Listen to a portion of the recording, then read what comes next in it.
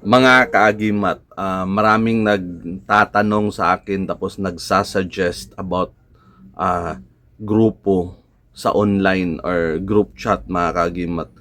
Maraming mga pasyente, mga albularyo, mga estudyanteng gustong matuto sa lihim na karunungan, gusto silang mag-aral, gusto silang matuto sa atin mga kaagimat.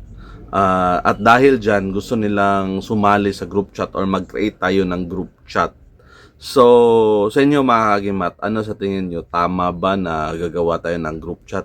At dyan sa group chat, meron tayo, dyan tayo mag-communicate. Pwede ako mag-visit sa mga lugar ninyo kung taga saan kayo.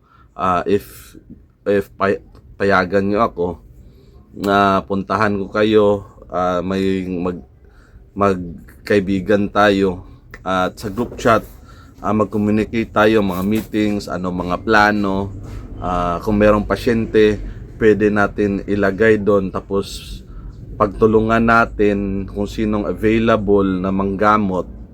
Kasi grupo yan ng mga gamot, grupo yan ng mga malalakas na mga antingero, mga gamot, mga estudyante na gustong umangat, na gustong mga estudyante or nag-aral na gustong matuto. So, I think mag-create tayo ng grupo sa online para matuto ang lahat. Okay?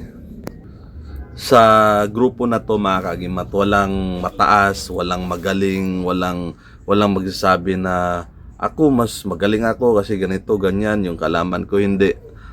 Gusto ko magpakumbaba tayong lahat. Ang Diyos ang pinaka makapangyarihan, tapos tayo nagdarasal sa Kanya na magtulungan at makatulong sa iba. Okay? Hindi dapat na ako malakas, ikaw malakas, sino mas malakas siya, mas malakas, mas mahina siya. Hindi yan mabuti mga kagimat.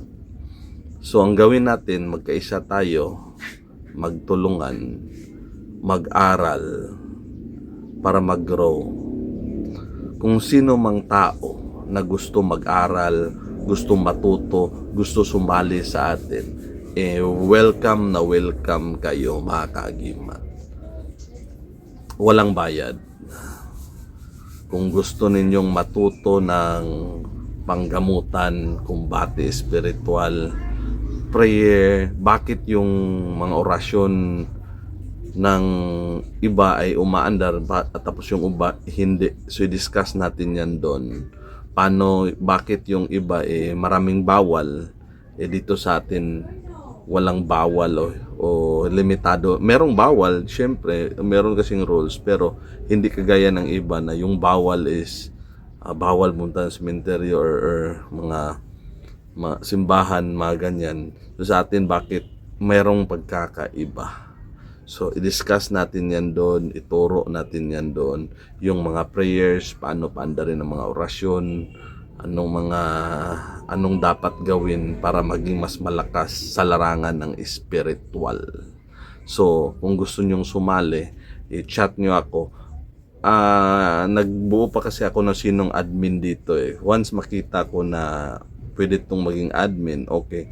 Pero I think before sumali dyan is mas maganda once na nakabuo na talaga tayo ng malakas na grupo, before na makasali next time, merong interviewin muna natin sino siya, anong background niya, bakit siya gustong sumali. But at first, yung mga pioneering, free pa makapasok lahat, as in lahat.